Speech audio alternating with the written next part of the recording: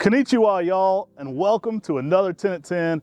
I'm Matt. Today is the Thursday 10 at 10. Surprise, we're back with it for August 10th of 2023. So these sizes are indicative of 2023. If you're watching it a year later, they could be larger or smaller. Howdy, y'all. I'm Tim. Guys, we're bringing it again with some more plants. We're going to talk about 10. We got 20 getting listed today. So check out your email. You can subscribe on our website so you can get that email if you're not signed up. Y'all, we're bringing the heat again. We got some amazing plants to talk about today. Today we're going to be talking about trees. One time I followed up a speaker and the speaker said, why would you plant anything that isn't edible? Everything on this table today is fully edible. It just tastes terrible. Let's get right into it. We've got Acer Pictum Niguri Nishiki. Y'all, we had another set of pictums of Niguri Nishiki. We're bringing them back so you can get them for the people that missed out. Niguri Nishiki, one of the whitest of any of the Acer Pictums. Really cool plant. I mean, this one's consistently white too, so you'll get even a little bit more consistency to it than something like Ukigumo, which I think is incredible. So if you're looking for peak, that bright white contrast going on in the garden, it looks crazy next to anything because, I mean, it almost doesn't look real, especially in that early spring. The benefit this one has is it does throw on some green in it, and that's how it's able to obtain chlorophyll, because that first spring, it is as pale white as anything I've ever seen in the plant world. We have a Usugumo video where we did, and this was in the background, and everybody started asking, what's the tree in the background that's whiter than Usugumo? And that's Niguri Nishiki. It's an amazing plant you're gonna really love.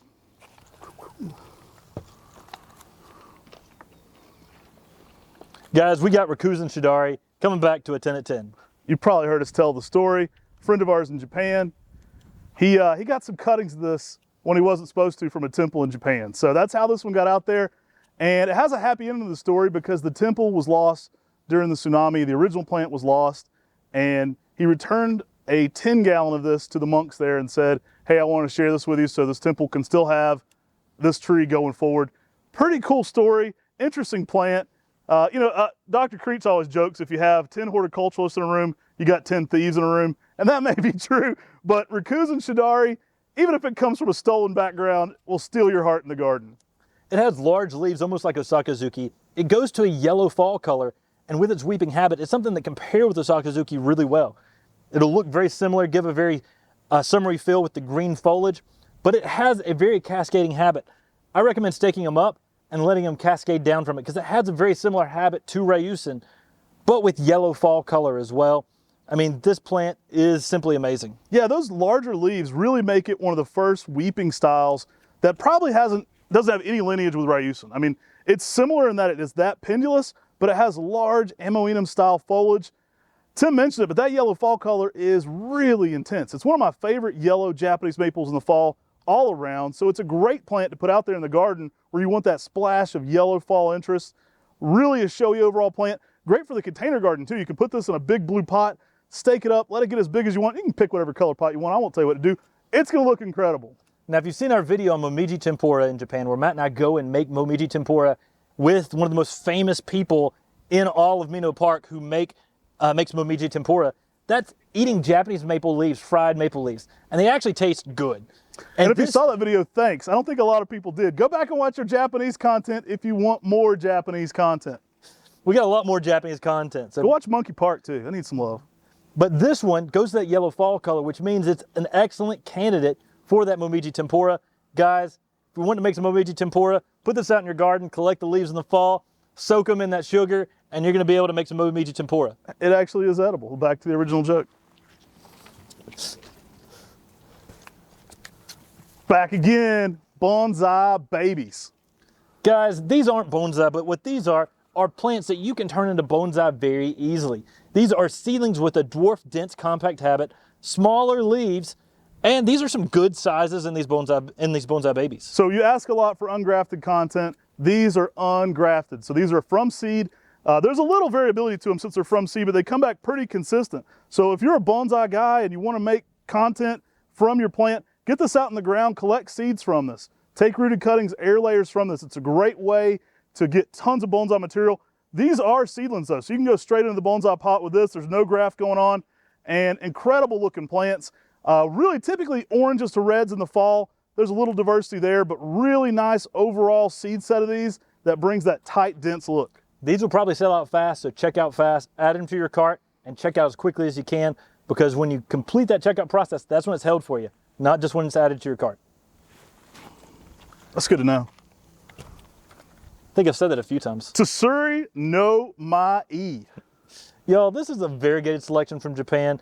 It gives you some white speckling variegation and a little bit of a purple border in the early spring. You saw our video on pruning for variegation. This one, it really doesn't even need it, but you can, if you're pruning this one back for variegation, it is high intensity. This is one of the most high intense pink and white variegated maples out there. I would say this one can even give Uzunishiki a run for its money, although a little bit different style. Yeah, and it does have a lot of variegation on the older growth on Suro no Me, which is an added bonus. It is one that you can prune back to increase even more variegation. Definitely the fun variegated plant that each and every leaf is going to be variegated very uniquely different. Yeah, in the early spring, expect a ton of pink on this one. That white and green swirling on every leaf. This one really brings it for that high pink, though. I think it's one of those ones that brings a ton of intensity there. Great mid-sized tree, typically at around 8 to 10 foot, even in 15 years. So not something that's going to be gigantic. A little smaller than a Redino. Excellent variegation.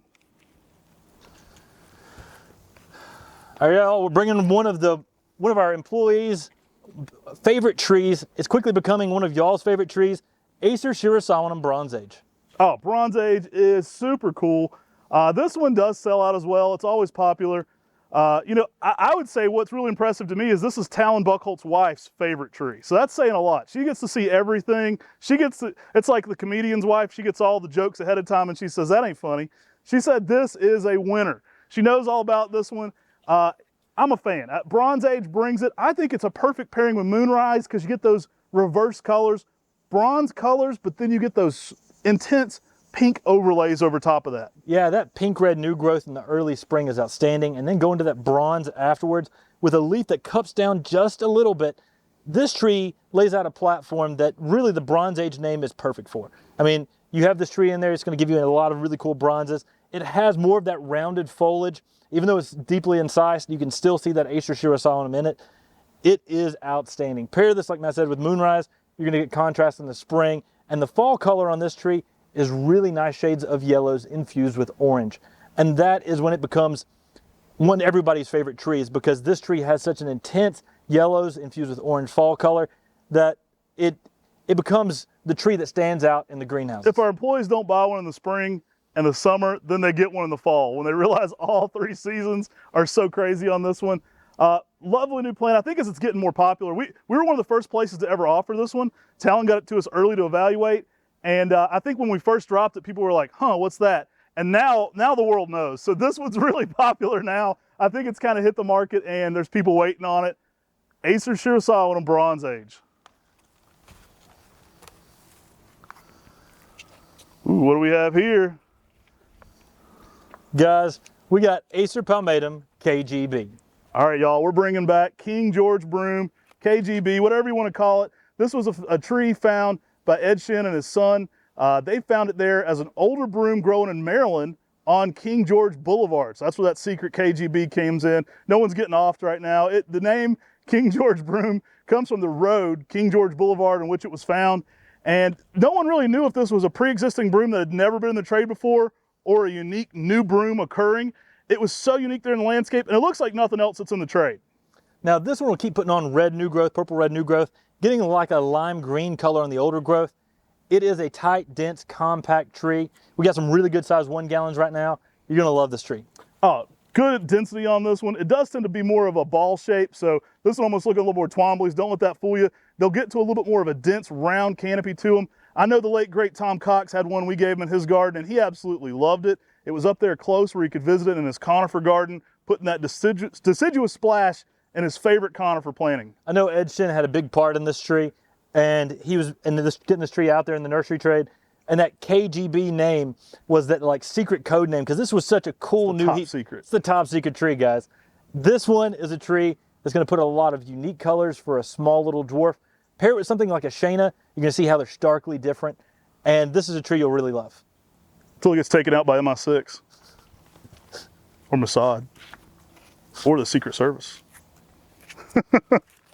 All right, y'all, Cloud of Dragons back on the 10 at 10. Y'all, this is a selection that we got years ago from Talon Buchholz, and it's a pretty unique one. Broken record. We got it early, guys. We did. It's a unique We sport did though. that is an upright tree that has a unique style of variegation where it swirls and twists, and each leaf is very different.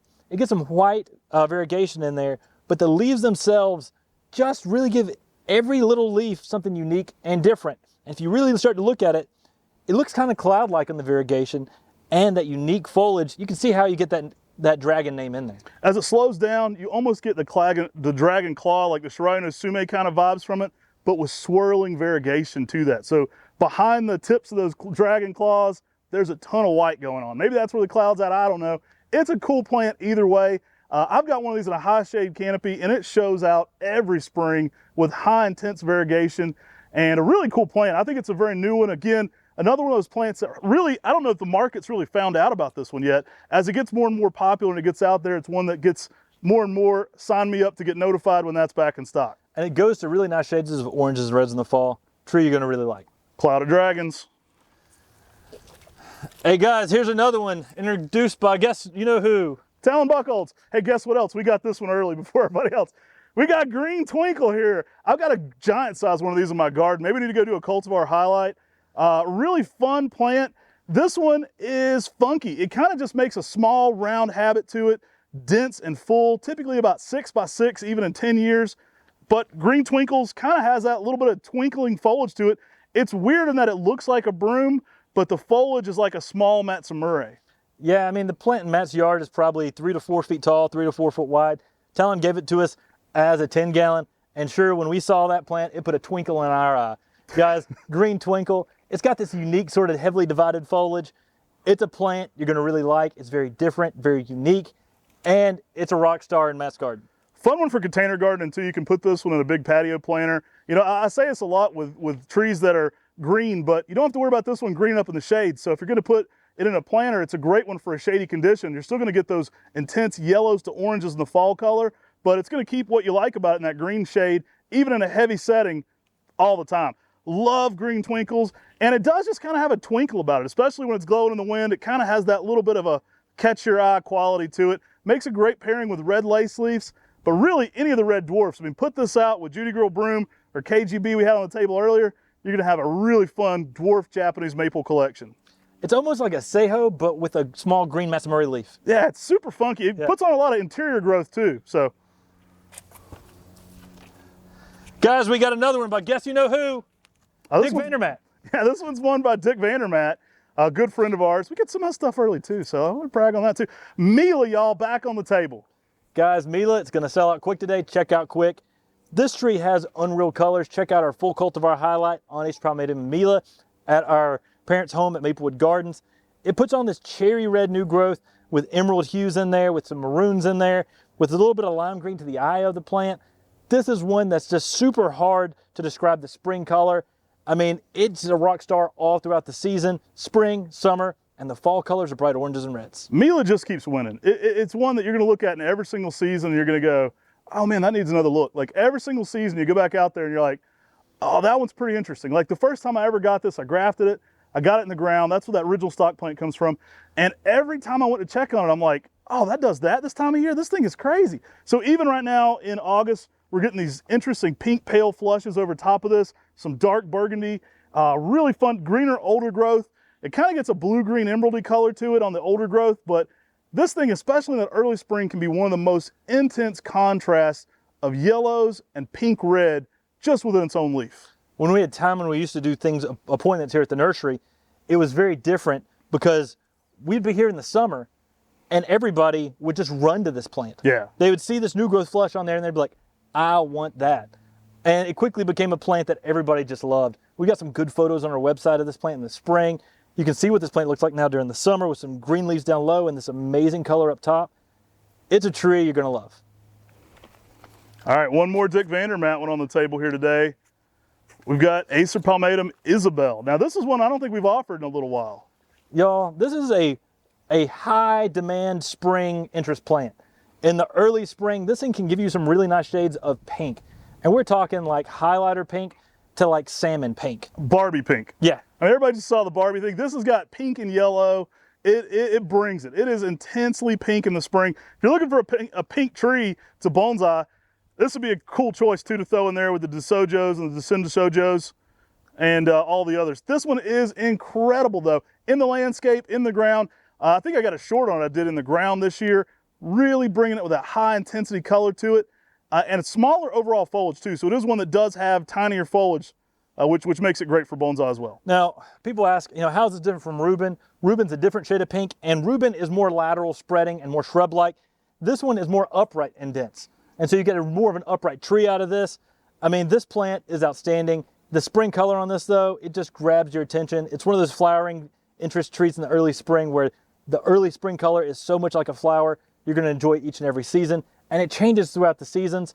In the fall, you really get some really nice shades of oranges and reds. And so it's something that gives you, that ever-changing beauty that people love about Japanese maples. Really cool one. I think this one's gonna be another popular one that hadn't been around in a little bit. So this is our 10 at 10 for today, guys. I wanted to bring this one to you. I think there's some really cool plants on here. And if you eat them or not, I think you'll enjoy them. Y'all, we've got an open house coming up. It's coming up on Labor Day. Y'all, that's September 4th, 8 to 4. You're going to be here early in the morning and check out and see all the cool plants we got. We got some cool people coming. We got people traveling from real long distances, bringing U-Hauls. We got people flying in, renting cars. You're going to want to be here. We got a food truck. We got a band. It's going to be the place to be. One year we were here on Labor Day, and this lady was like literally about to be in labor. She was just walking around. So I was like, when are you due? She's like, oh, yesterday. I'm just getting some walking in. I'm like, this might be the real Labor Day here at MrMaple today. She said if she had it here, she was gonna name it Maple, but it didn't happen. But it was a possibility. So y'all, make sure you check out Fast Today on today's 10 at 10 a.m. Be here on Labor Day as well. There's a bunch of cool plants up here behind me. The up top part will be open for the MrMaple Festival. And guys, take care. God bless. And have an awesome day.